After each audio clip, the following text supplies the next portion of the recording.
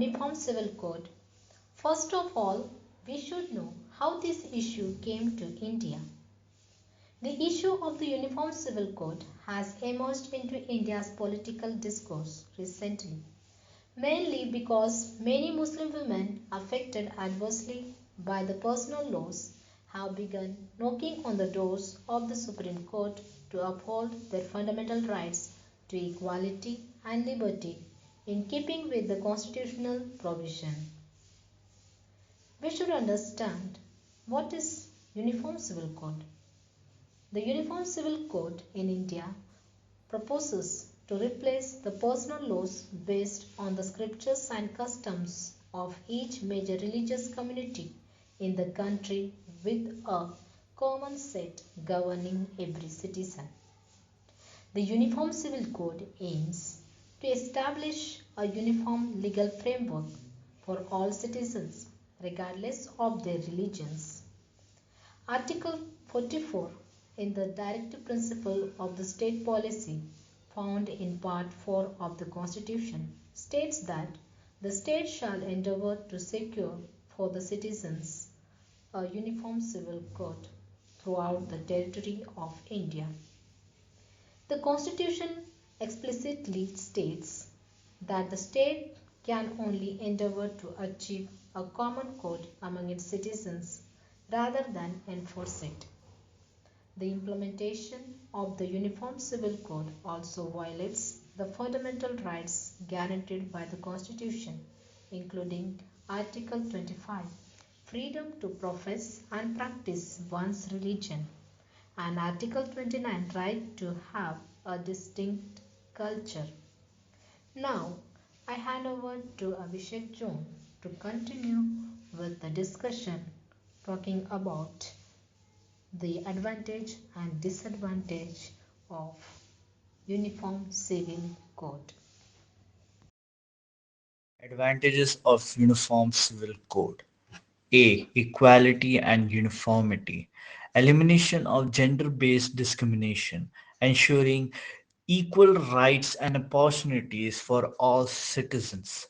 Unifying diverse personal law to promote social harmony and national integration. B. Women empowerment. Protection of women's right and interest, countering regression practices and promoting gender justice, encouraging education, employment, and independence among the women.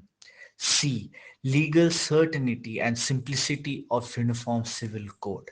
Simplification of complex legal system, avoidance of conflicting judgment and legal ambiguities, enhancing the access to promoting the rules of the law.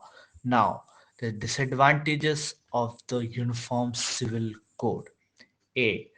Cultural and religious sensitivity. Potential erosion of cultural and religious identity, opposition from minority community regarding interference in personal matters, preserving diversity and multiculturalism in a pluralistic society. P.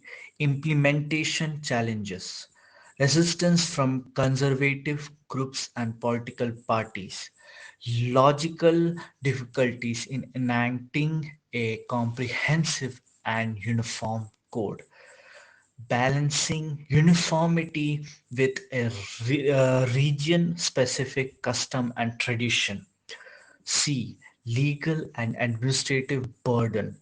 Overhauling existing personal law and legal framework. Establishing mechanism from dispute resolution and enforcement. 3. Potential strain on judiciary and administrative system. And the last point is socioeconomic amplification.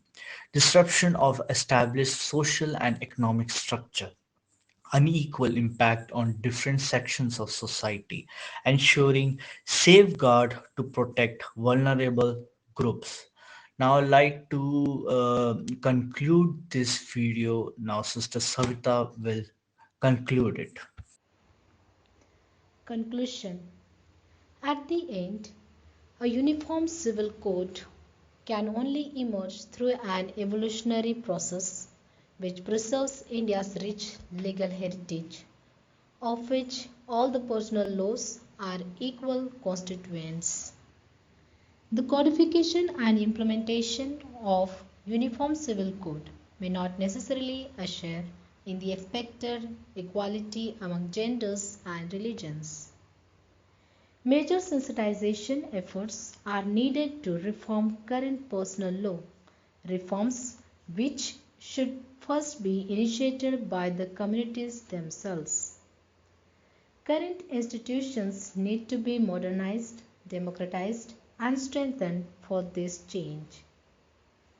Sincere efforts towards women empowerment have to be taken for all women of all religions. The plural democracy is an identity of the modern India.